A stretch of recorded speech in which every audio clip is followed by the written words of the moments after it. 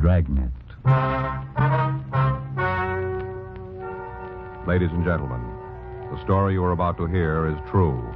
The names have been changed to protect the innocent.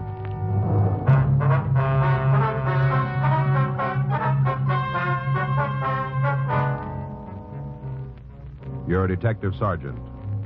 You're assigned to Bunko fugitive detail. A pawnbroker tells you he suspects a swindle. He isn't sure. Your job? Check it out.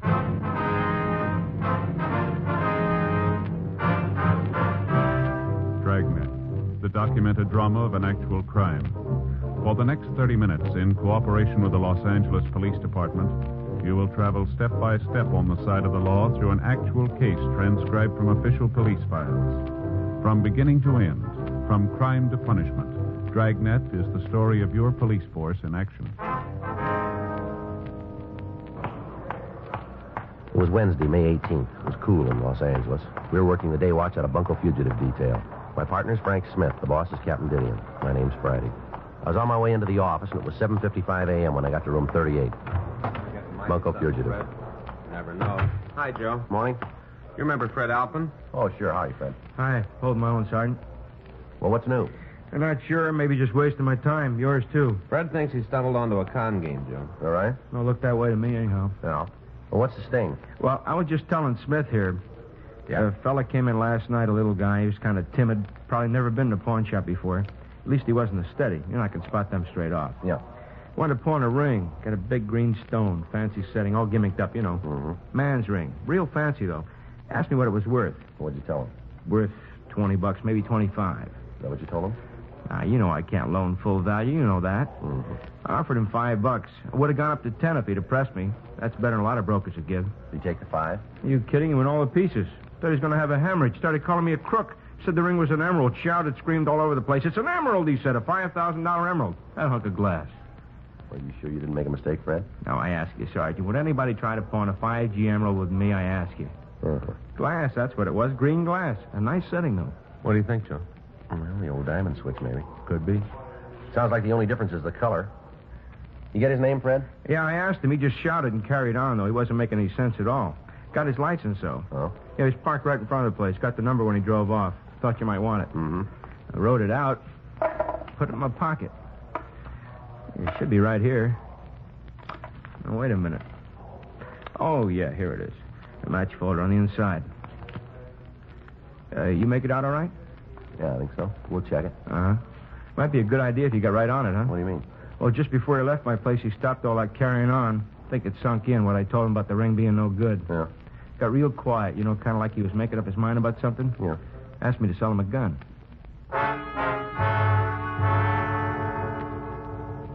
Fred Alpin gave us a description of the man who had tried to pawn the ring. We called our branch of DMV and asked them to check the license number. They came up with the information that the automobile bearing that license was registered in the name of Garfield Hunt at 221 North Selma Avenue, Hollywood. 9:03 a.m. Frank and I drove out to talk to him. Well, it sure is a clear day. Look at those hills, Joe. Well, I read in the paper you can see for 40 miles. Yeah, I bet. Morning. Who are you? What do you want? Is Mr. Hunt here? No. No, he's not here. Well, he lives here, doesn't he? Who are you? Oh, I'm sorry, ma'am. We're police officers. Police? That's right. This is my partner, Frank Smith. My name's Friday. Where is he? What's happened to him? Mind if we come inside? It'd be a little easier to talk. Oh, yes, of course. Oh, I forgot. Sofa's still made up. Slept down here last night, so I'd be near the phone. I thought he might call. Thought somebody'd call. Your husband didn't come home. Never happened before. Not in 37 years. Yes, ma'am. Just let me fold up that blanket so you Here, can I'll sit give you a down. hand, man. Oh, thank you. You got any idea where your husband might have gone, Miss Hunt? No. No idea at all. What time did he leave? 9:35. Looked at the clock as he went out the door. Couldn't believe it. Not like Gar to go out that late. We're usually in bed by 10. Yes, ma'am. Promised me he'd only be gone an hour. Promised me he'd be back by 10:30 for sure. I see. Never heard a word from him after that, not a word. What do you suppose happened to him? We're sorry we don't know, Miss Hunt. Well, you must have some notion. Sorry, we don't. You said you wanted to talk to him. Just a few questions, routine. What about? Well, we'd rather talk to him. You notify the police that he's missing? No, I didn't know what to do. Figured you'd get in touch with me when you found him. Guess I wasn't thinking very good. Never happened before. Yes, ma'am. Are there any friends he might be staying with, relatives? We don't know anybody else from Los Angeles. I see. Just moved out here last winter from Kansas. Children are grown up, settled. Gar sold the business. We moved out here. Kansas winters can be pretty cold. Yes, ma'am. Is your husband retired? Well, he should be. He worked hard all his life. He deserves a rest. Had a little trouble with his heart last year. No, not a real attack, but the doctor told him to take it easy. Mm-hmm. Not Gar, though. Wasn't out here 2 months before he got all restless and fidgety. Just couldn't take it sitting around the house. Started up again. In business? Yes, sir. We had a tailor shop back in Kansas. Gar found a new business district opening up in the San Fernando Valley off Magnolia Boulevard. They were renting cheap, right at the beginning, wanted tenants. Mm-hmm. Didn't do much business at first, but things have been getting better. Gar's a good tailor. A lot more careful than most. Learned his trade young. The days when there were tailors. Yes, ma'am. You try to reach him there at the shop? I called last night 3-4 times. This morning, too. Nobody answered. I see. You think you can find him? We'll do our best. I guess maybe I should have notified you last night. Yes, ma'am. I didn't know what to do. Thought you'd get in touch with me if something happened. Better to call us first. Yeah, I guess so. Then it might not happen.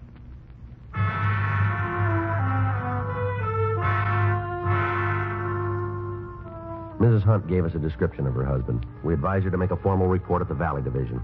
A local and an APB were sent out. 3:15 p.m. Patrol car unit 9L78 reported Hunt had been found sitting in his car. The car was parked on Mulholland Drive. Hunt had readily identified himself. We asked the officers to bring him in for questioning. Hi, Joe. Frank. Pete? Hi, Pete. Here he is. Thanks for spotting him for us. Sure, anytime. Want to sit down, Hunt? Go ahead, sit down. What do you want with me? Just like to talk to you, that's all. This is Frank Smith. My name's Friday.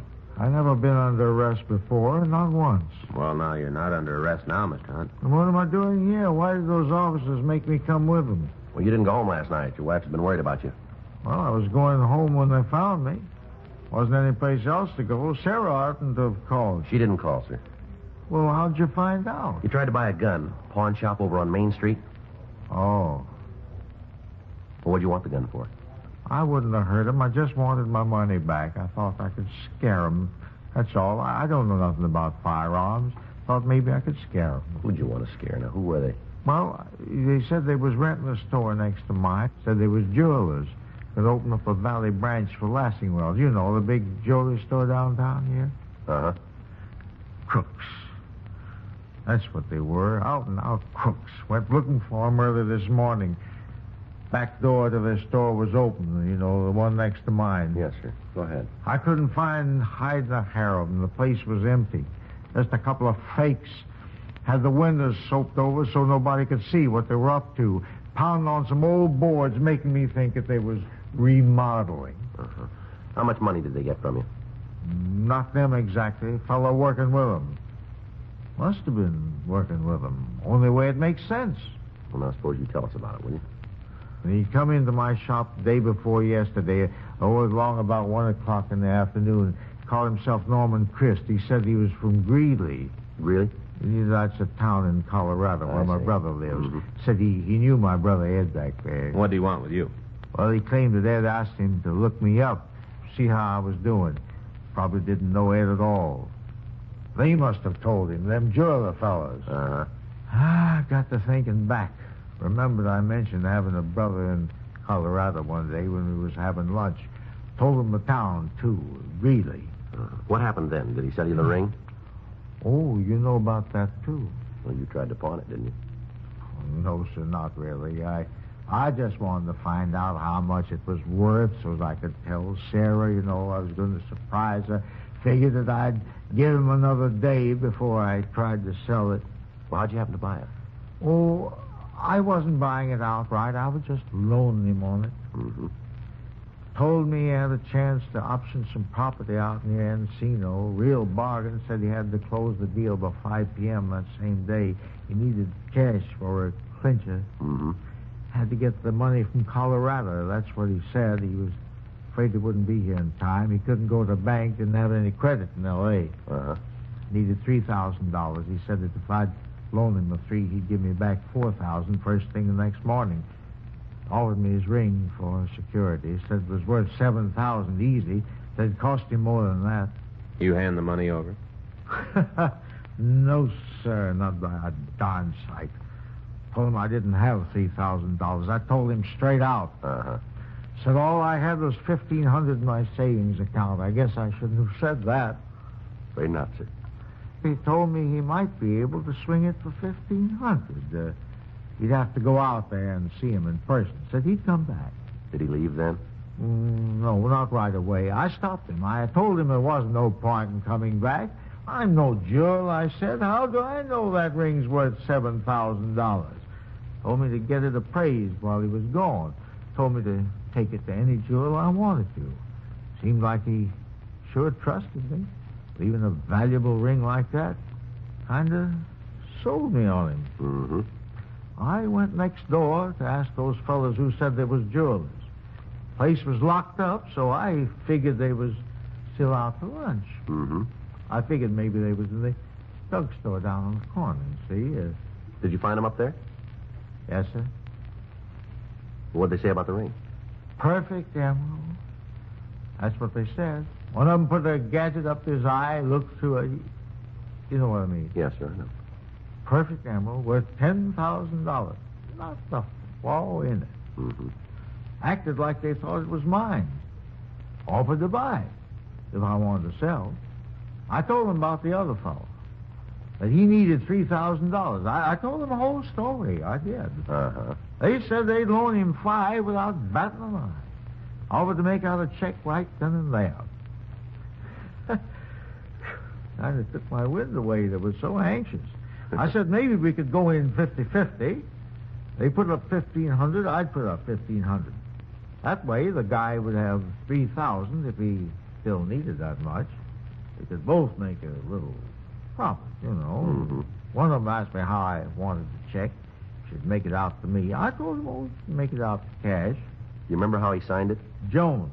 Quincy Jones. That's the name I knew him by. Other one called himself Wyatt Truesdale. I don't think that's their real name. Do you? Probably one of those, what did you call them? Aliases. Yes, sir, yeah, that's it. Well, anyway, I went over to my bank and drew out the $1,500. About 2:30, the fellow came back, the one who gave me the ring. Yeah.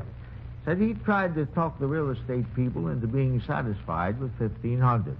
Wouldn't come down. Insisted on the whole $3,000. I told him not to worry, that I had it.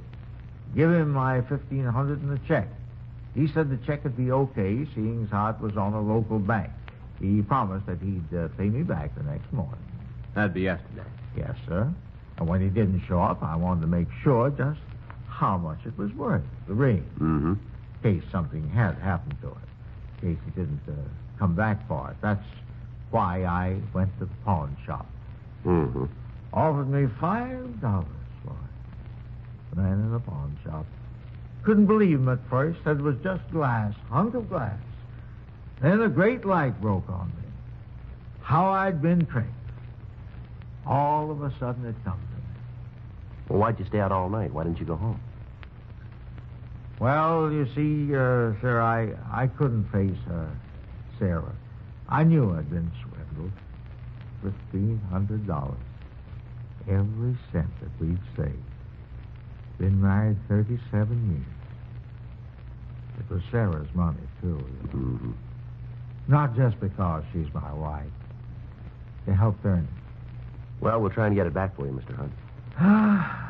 Not much to show for 37 years, is it? That's what I kept thinking while I was sitting in my car up there in the hills. All day long, just kept thinking. 37 years. $1,500. I'll have to tell her, won't I? Well, sir, I think that's up to you. She'll know it anyway.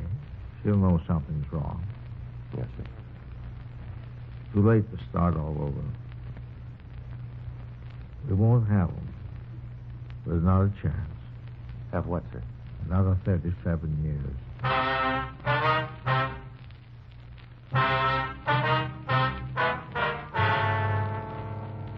We continued to interview the victim, Garfield Hunt, and he gave us descriptions of the three suspects. The stats office came up with 24 possibles. We showed the mug books to Hunt. He identified two of the photographs, Ernest Wilcoxon and Paul Cleaver. Hunt was positive that Wilcoxon and Cleaver were the men who had rented the store next to his and had pretended to be jewelers. He was unable to find a photograph of Norman Christ, the man who had sold him the ring. We pulled the packages on Wilcoxon and Cleaver. They had both done time for burglary. They had not previously worked with a third person. We called the Lassingwell Jewelry Company. They informed us that they were not opening a branch out in the valley. We checked with the owners of the building in which Hunt had his tailor shop. They told us the adjacent store had been rented on a weekly basis, and that the renters had said they intended to use the space for temporary storage. A local and an APB were sent out on all three suspects. 5:13 p.m. Using the information from their mama sheets, Frank and I began checking various places where Cleaver and Wilcoxon had been known to hang out. 7:12 p.m. We went into the Black Parrot Bar on South Broadway, and we talked to the bartender. Not by them names, I don't know them. Well, maybe these pictures will help. How about it? Yeah, they come in here once in a while. Yeah, that's what we heard. Always come in together? As far as I know. Ever bring somebody with them? Tall, thin fella, about 30, blonde hair? No, just two of them. Never seen them with another guy. I see. What do you want them for? You know how we can turn them up? They ain't here now. We can wait. Won't be in tonight. How do you know? They got money. Oh? Big roll. The red-headed one was in yesterday. Quincy Jones. That's what he told me his name was. Yeah. Been running a tab. He paid it up in full. I had plenty left over. Is that right? As long as they're carrying a roll, they don't come to my place. Head for them expensive joints, like out on the strip, places like that. When they've blown their loot, they come back to me and start running up another tab. I called them on it, but what can you do? This way I get some of their bundle. Uh-huh. You know where they live? Around here somewheres. I couldn't pin it down for you. Who could? How bad you want to find out? What do you mean? It'll cost you a drink. You that thirsty? Not for me. Girl over there in the corner booth, the blonde. Oh, yeah. She knows him. Been out with him a couple of times. I've seen them leave together. All right. I was just kidding about that drink. It's on the house. For you guys and her, too. No, we don't want anything. Thanks. And we'll pay for hers. It's up to you. Hi. Good evening, miss. You're new, aren't you? Yes, ma'am. Place could stand some new talent. Here, I'll move over. Thanks. Thank you. What's the matter with this side? We're police officers. How do you like that? Ma'am? Horoscope said I was going to meet somebody new today. In the morning paper? Mm-hmm. Didn't say it'd be cops. Oh, here you are, Peg. Where'd that come from? These guys. You shouldn't call them guys, Jake. Fellow buys a lady a drink, that makes him a gentleman. From these gentlemen, that's what you should say. Oh, sure. To your very good health, gentlemen. Now then, what can I do for you? I'm at your service. The bartender says these guys are friends of yours. Oh, I wouldn't say those pictures do them justice, but there is a resemblance. You know them, then? We've met. We weren't formally introduced, but we've met. I mean, a lot of people in here. Not the best people in town, maybe. It's not the best bar in town, but it's convenient. I work down the street. Uh-huh. You know where these men live? Huh? Oh, you mean these two so-called friends of mine? Yeah. Am I? Well, Did you ever hear of the North Cross Arms Hotel? yeah. Well, I haven't been there with them, of course. I'm not sure that's their residence, but Quincy was carrying a hotel key, and one night it fell out of his pocket. I think that was the name on the tag, North Cross Arms. All right. Thank you. Well, thank you for the brandy. Don't mention it. All right, what do we owe you? 6 bits. She drinks good stuff. There you go. Keep the change. Looks like I got one decent break. That's so? Them paying their tab today before you pick them up. No, they didn't pay it. Huh? Who did? A man named Hunt.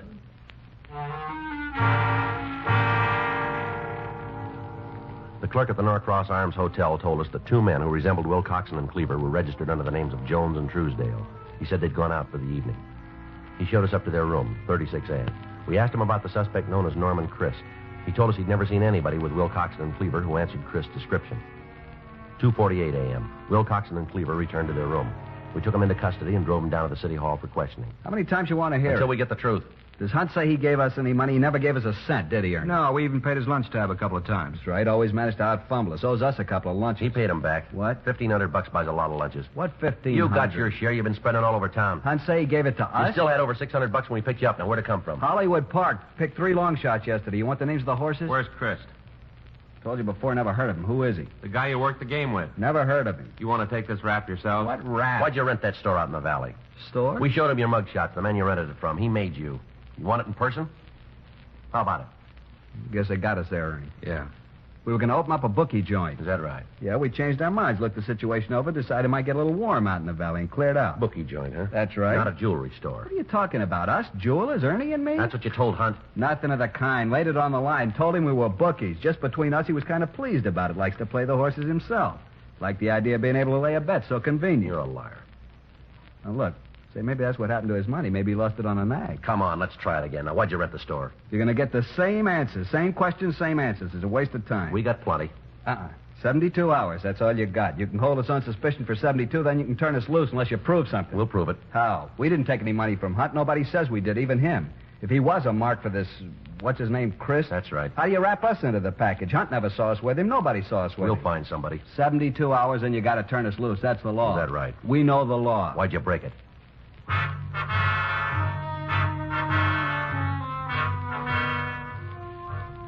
We continued to question the suspects, but we were unable to break them down. Thursday, May 19th, 7:45 a.m. Another team of detectives took over the interrogation. Frank and I went back to the office. You think they'll cop out, Joe? I don't know. It doesn't look like it, does it? No, not unless we turn up Chris. Did you call your wife? Yeah, sure bawled me out. Kept dinner waiting till after 10. You're lucky. Well, maybe. Wonder if I'll get home tonight. I got it. Bunko fugitive, Friday. Yeah, that's right. Sounds like him. How long ago? Uh-huh. Yeah. Chris? Fits the description. Smashed up a car on the Hollywood freeway. Georgia Street recognized him from our teletype. You able to talk? Died 10 minutes after they brought him in.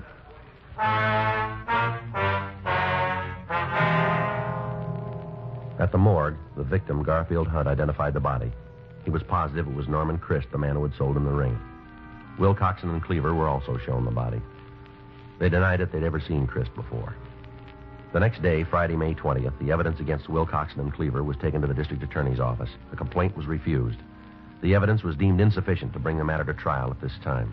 Wilcoxon and Cleaver were released. 6:05 p.m. Frank and I got ready to sign out. Well, that really tears it. Sure does. The DA's office knows they're guilty. We know it and can't do a thing. Yep. I guess we've been wasting our time, Joe, just fanning the ball. Well, I'll tell you, we've spotted them, and they're going to stay spotted. Yeah. Next time they move in on a mark, we'll make it stick. It wouldn't be very smart of them to try it twice. They're not smart. Huh? They tried it once.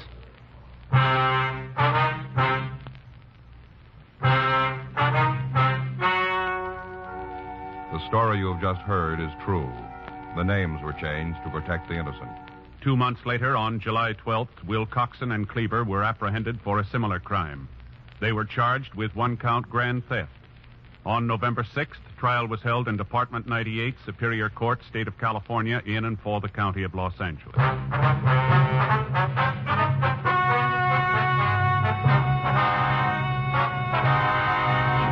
Ernest T. Wilcoxon and Paul Cleaver were found guilty of 1-count grand theft and were sentenced to a term prescribed by law. Grand theft is punishable by imprisonment in the county jail for a period of not less than 1 year, or for a period of from 1 to 10 years in the state penitentiary.